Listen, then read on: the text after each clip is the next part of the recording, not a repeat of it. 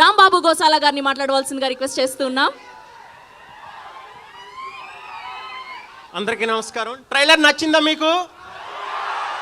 పవర్ఫుల్గా ఉందా? నేను ఒక్కసారి జై పవర్ స్టార్ అంటా, మీరు పవర్ స్టార్ అనాలి. జై పవర్ స్టార్, జై పవర్ స్టార్.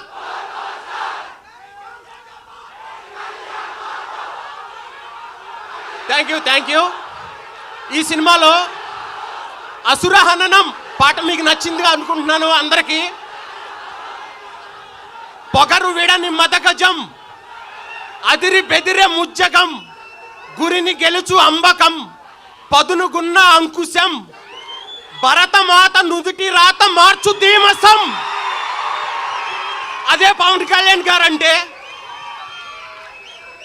ఒక్క మీరు 3 మినిట్స్ చూసిన ఈ ట్రైలర్కి ఎలా ఉంటే 3 అవర్స్ సినిమాకి ఎలా ఉంటుందో ఆలోచించండి మీరు. ఈ సినిమా కోసం మా జ్యోతికృష్ణ గారు ఎంత కష్టపడ్డారో మేము దగ్గరుండి చూసాం. అలాగే మీరు జ్యోతికృష్ణ గారు అంటే జ్యోతి అనుకుంటున్నారేమో, జ్వాల.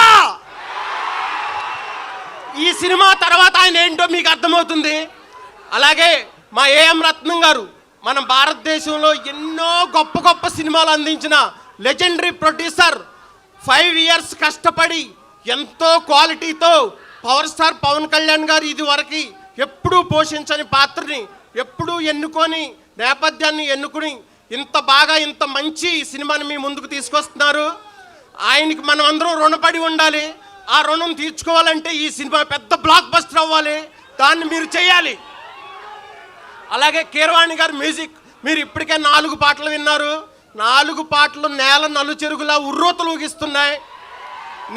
నాకు అసురహననం పాట రాసేందుకు అవకాశం ఇచ్చిన మా జ్యోతికృష్ణ గారికి, కీరవాణి గారికి, ఏఎం రత్నం గారికి, ముఖ్యంగా ఆ పాటను చాలాసార్లు విని మెచ్చుకున్న మా పవర్ స్టార్ పవన్ కళ్యాణ్ గారికి చాలా థ్యాంక్స్. అలాగే ఇక్కడికి విచ్చేసిన అనుదీప్ గారికి, మీ అందరికీ చాలా థ్యాంక్స్ చెప్తున్నాను.